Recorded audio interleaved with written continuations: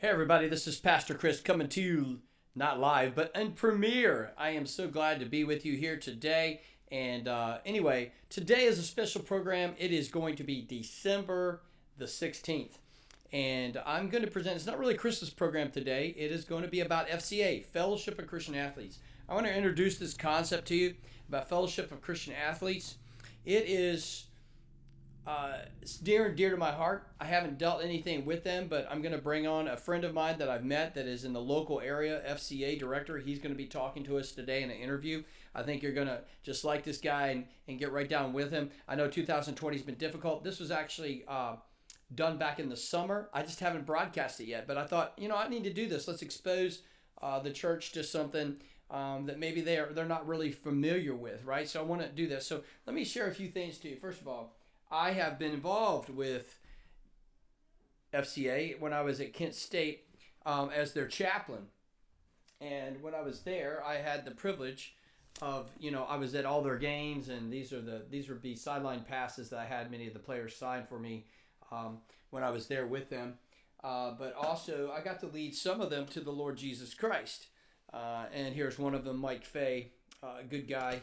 He just writes, to PC, you're a great friend and mentor, yours in Christ, Mike Fay, number 69.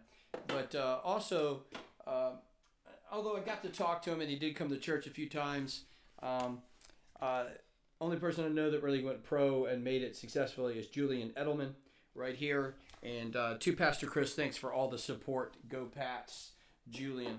So again, many talks with Julian, believe it or not, about Jesus Christ. And again, had him even come to church and just remember those days with great fondness. So what I want to do is just share a little of those things, and then I want to lead you into what Fellowship of Christian Athletes is, and there might be a ministry down the road for us, and our church might be able to join with this as they minister not to college as I got to do with NCAA Division I football teams, but maybe you can do some things in other ways. We can support the local high school and be connected with that. And anyway, so here's what I want to do. I want to bring on, without any other delay, is just say, make sure you do prayers, cares, and shares. Again, you're at PC Studios. This is Word of Encouragement, talking about Fellowship of Christian Athletes, and I'm glad that you're joining us today. So let's go ahead and let's bring on the interview. I hope you enjoy this. I'll be with you after the interview's over. Hey, everybody, this is Pastor Chris. This is Word of Encouragement, and I'm with an FCA regional or area director, Jason Farrell, and he's here. Been chatting with him, and we've been talking about how we could partner with him and how our church can maybe do ministry through FCA. And if you don't know, that stands for Fellowship of Christian Athletes. So I'm going to kind of let him talk and introduce himself to us, let us know who he is and kind of what his job is and what he does, and then we're going to do this interview and just kind of expose the church to this concept of FCA. Hey, Jason, why don't you go ahead and take it away? Tell us who you are and what you do and what your job kind of consists of. Okay, sounds good. I appreciate it. My name is Jason Farrell. I'm the multi-area director for Fellowship of Christian Athletes in Southern Maryland. So that is Charles County, Calvert County, and St. Mary's counties. And basically, we are missionaries to the school system. Our vision is to see the world transformed by Jesus Christ through the influence of coaches and athletes. So we use sports as a platform to get into schools to share Christ. And then our mission is to lead every coach and every athlete into a growing relationship with Jesus Christ and his church. So we want to connect people to Jesus and can also then connect them to the church, to the local church. So we do that through sports and athletes, and we have what we call huddles, which are Bible studies that meet through the school system, through their clubs, and they are student-led. So we disciple young Christians, and hopefully as they invite their friends to Christ, they get to grow in their relationship with Christ and grow up and hopefully be a leader. So we do a lot of discipleship and really focus on our student leaders so that our schools are transformed by Jesus Christ as well. Yeah, amen. What a great thing to do. And so a lot of the people that are going to be watching, they know my background with when I was at Kent State University, coming here working with Coach Martin, and so they've heard me say stuff about that, and occasionally, and I can just verify that the ministry is awesome. Be able to minister to athletes. I saw people baptized. I saw people come to church. Yes. I saw opportunities just to pray with guys. And you'll probably know, I mean, the only person I can say that made it into professional football would be Julian Edelman. And I can remember sitting down with him at Starbucks and praying with him at the sidelines and just being with him. But as we transition, so it's my area down here, we've got, the primary high school next to our church, which is probably be where we would want to focus, is Great Mills High School. I know there's Leonardtown and there's Chopticon, but those are a little bit farther away from, trying to be area focused and really reach the people of our community. So I think Great Mills would probably be, although I do have people live up in Leonardtown and I do have a few that might go to Chopticon, but for the most part, everybody's Great Mills area. So with that region, what would say we give us some ideas, like just things that maybe if somebody's like, hey, I'm kind of interested in that, how can I minister to the kids? What are some things maybe we could do? Okay. So we have a great huddle at Great Mills High School, and that's a blessing, and it's a great thing. So locally, church, it's really there's so many different ideas, and it can be anything that you guys can think of. Truly, anything to minister. So what we typically do is we want to go to the school. We meet with the administrators and make sure they understand who we are, what we're trying to do, and it's basically a question of how can we serve you. What are your needs? What are things that we can do to make a tangible difference not only for your teachers and your staff, but also for your students? So as a way, you're really getting into the community. So through FCA, we go through the administration, and we also go through the athletic directors to the coaches. And there's many different ways, and it's unique to every school. Every school has different needs. There's different things that are going on. It could be a way that I did it. So as you talked about your experience there, Pastor, I was a character coach. So a character coach is somebody who basically volunteers to a team and to a coach, and it is to help. You're not coaching the sport. You're helping the kids with everything off the field. And I did that for 10 years at Lackey High School, and it was a huge part of my ministry. I was an associate pastor at a local church, and that was our school. It was where I went to school. And had lots of contacts, and it was amazing. So it's being able to help kids think, what are you going to do when you graduate? It's not all about sports. So few people will ever be a professional athlete. Even as you talked about there, Pastor Chris, of Julian Edelman, that's one of the many that you dealt with. And so reality is they're going to have to do something. So what are you going to do beyond the sport, beyond, graduation? We also try to teach them character, so they're going to be good members of society, great dads, great husbands, fathers. So we deal a lot with character, because sometimes it's hard to share Jesus in a public school setting. But character, and a lot of what we do is biblical principles that carry forth for these guys. By building relationships with them, then you can share Christ, and the idea is for them to come to a relationship with Jesus Christ. And then if we point them to the church, and we have connections to the church through our volunteers, through churches that are visible to say, we love you guys and want to be a part, and we want to impact you, then they know, hey, we can go to the church.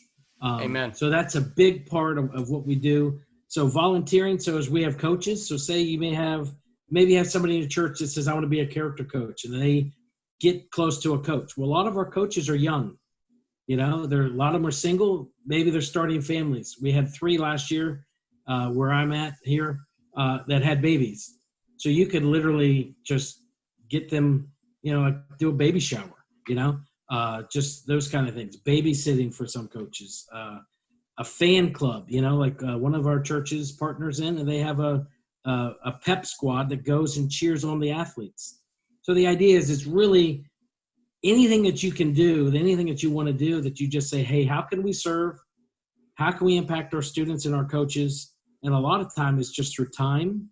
And then you get to know them and figure out, hey, this is what we can do. So sometimes it's providing meals. And you can pick church, different athletes, different sports, different teams. Sometimes it's just make sure they have Gatorade, make sure they have something to drink, and it's just a refreshment. It's just a way of encouraging them. Yeah. So that sounds really interesting. I mean, same thing, obviously college ministry at NCAA probably had a lot more money, all those resources, but maybe at this level, the the school's not providing that meal probably for these guys. And Yes. and all those like things. So I'll just give you an idea of our football team. So my church provided 3 of the 10 meals for the football team that I was at. And the reason is that they didn't want the students to leave after school for a 7:00 game to come back later, because many of them wouldn't eat. And they come back hungry, and it was very difficult. So they kept the kids at school. We provided a meal. We get them sponsored by different restaurants or different things, different families. And the kids got to eat a great meal. And then I also was able to do a devotion and share Christ with them. So when you're one-on-one, to be a youth in our society today, I didn't grow up with social media. It is a difficult thing that they are facing. And unfortunately, they don't have a lot of people that they can trust, that they can go to and ask serious questions. And a character coach provides that. Yeah. Hey, thanks for sharing all that. So one last question as we just kind of do a wrap here. And again, I think before I ask the last question of Jason, just everybody out there is watching this, how can we pray for, reaching our campuses around us? I know that our church has been focused on college, on St. Mary's and CSM, but how can we reach our campuses? I mean, we have a youth ministry, but is there something we can go beyond just what Pastor Joe and the youth group does? Can we penetrate somehow into this different niche, if you will, of ministry? So how can we pray? I want you to pray. And then maybe we can help, as we sponsor missions and stuff, I'm sure Jason could always use funds, even if we didn't provide it, to say, hey, Pastor Chris, can you provide one of the meals and pay for it? Maybe we can pray about doing something like that and budgeting that in our budget. And to just pray personally for yourself. If God's, given you a heart to reach young people, and you think, hey, I like sports, I like this, I like that, or this fan club idea, if there's, 10 or 15 of you that want to get to say, hey, we'll go to 10 games a year or whatever, and just bless the kids, and who knows what God can do with that. So I just want you to pray. And then lastly, Jason, I just want to ask you, what do you need? Not FCA. How can we minister to you or pray for you? That's awesome. So certainly it's praying. So just quickly, FCA, I'm looking to hire staff. So I have one staff who's literally getting ready to start fundraising. So we're praying for her. And so just from a ministry perspective of pray for staff, pray for volunteers that can do a lot of the ministry. Because right now I have no staff in St. Mary's County. I'm over the 3 counties. So the more volunteer staff I have, the more ministry can happen, obviously. So for me personally, it's just like anything else. It's just always being under attack when you're working for the Lord and you're trying to win people to Christ and create influence, especially into our public schools and in our society where, everywhere you look, they're trying to push Jesus away from everything and out of everything and pushing a different agenda. That it's like when you try, you get under attack. So just pray for me personally, pray for my family. God's doing a tremendous work. And I'm excited. As I've been telling people, planting a lot of seeds through this COVID time and through Zoom calls and just talking to people.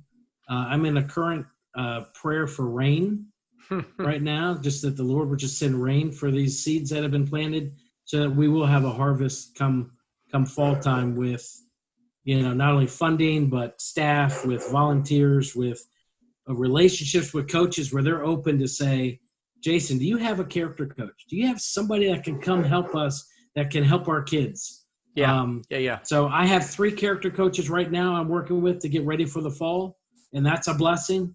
But if we could have a character coach for every team, every coach, the ministry can just, it's multiplication. So that's kind of what I'm praying for, is the rain, that the Lord would send the rain for the seeds that would just, take root, and that we will have a harvest for souls for Christ, and just really to change the atmosphere within our schools. Amen. So, as I'm listening to you talk, it's been a while. I'm going back, when was the last time I was on the football field? 2000. So it's over 10 years ago that I was doing that ministry. And so just bringing back floods of memories of the guys and baptizing, Alex Thomason and Mike Fay and Chris Anzavino, and being a part of, weddings that because I knew the football players, they called me, and just even now, even some days, like one of the players, won't mention her name, dad got COVID-19, and, he's calling me up saying, "Hey, PC, I mean, you're still my pastor. I mean, I go to a church, but they've never found that same relationship, that I built in FCA with these guys, and it's a lifetime, So Yes, sometimes we touch somebody's life and we don't even realize it. You were saying, 1,000 or more people maybe over your ministry that you've run into these kids or whatever, and it just grows each season, right? So, and it may, to my congregation out there, this may need to start small. It may need to start with meals. It may need to start with a fan club. It may need to start with, maybe one person wants to be a career coach, and we figure out how, our character coach, and figure out how that's going to work out. And then again, our part might be providing funding for things, but I think it's definitely something that I want to encourage everyone out there, all my parishioners, please be praying for this. Just like we prayed for college ministry and we started it and we sent kids to Jubilee this past February. Let's start to pray about this and see what God does with this too. And as we're in this part right now, and Jason, you've mentioned COVID, and as we're recording this, I mean, this may be in August or September or football season that I share this, because that would make sense with sports and stuff. But whenever we air this, we're in the midst of COVID-19, and we're in the midst of it, not knowing what's going to happen. Jason didn't even know if they're going to have a season next year. Nobody does. Right. And so we know God does, so as we start to pray about this and process this, just know that God may have something bigger than we can think. And as we're restructuring, because Jason, I'm taking my church through a rebuilding, a rare opportunity to totally rethink church. Maybe, church family, this is something we need to rethink. Maybe instead of doing some ministries we've always done, maybe we should try FCA, or maybe we should, do the college ministry like we've been talking about, and with CCO and all these other ideas have been thrown at you. Maybe FCA is one of those things, just like we partner with the mission and we partner with CareNet. I don't know if you're familiar with those, but they're local mission, homeless mission, and a pregnancy center down here, Jason. So we partner with them heavily, and sometimes with volunteer, but a lot of times with financial contributions and just supporting them. So, I didn't get to make your banquet, and I apologize, but I tell you what, it was COVID-19 and you caught me on, I had church council. I want to be at the banquet next year with you and be a part of that and see what you do. And we do want to support you. So anyway, family of God, join me as we pray right now for rain for this FCA ministry, and rain for Jason. And you know what, right now, you don't know this, but it's 98 degrees outside, 110 heat index, and we need rain. So not only physical rain, but the rain of God, REIGN, we want to pray down upon Jason. Absolutely. So join me in prayer. Let's pray for you, Jason. Okay, thank you. All right, Heavenly Father, we are just so grateful to have this awesome opportunity to get to meet Jason and talk ministry. And God, you've given him this passion in this area that maybe some of us even listening right now, we've been a part of, maybe when we were in high school, or maybe we had friends that were part of FCA. And I know my kids were part of FCA. I was FCA in high school, and then being a part of that in collegiate ministry too, as part of my ministry when I was in Ohio. I just thank you for people like Jason, and I can look back at people I dealt with in FCA that are just people of God that love you. So Lord, right now, as Jason has this awesome responsibility of trying to say, how can I oversee these 3 counties and get enough people together to really penetrate, these lives of these kids that are out there that do need direction and do need hope and do need the gospel. And Lord, I just pray schools will remain open to the idea of FCA, and that Jason will have open doors to come in, and you will just blossom this. And I just pray that, Lord God, you will raise up people to serve in this ministry as a part of the local church, joining with FCA to minister to these campuses for Jesus. We pray this in your name, Jesus. Amen. Amen. Amen. God. Hey, thanks for joining me today. I'm glad you were with me and you were able to experience what FCA is about. Even though I actually recorded this in the summer, you heard 98 degrees, 110 degree index. what a joy to be able to share this Christmas with you, FCA.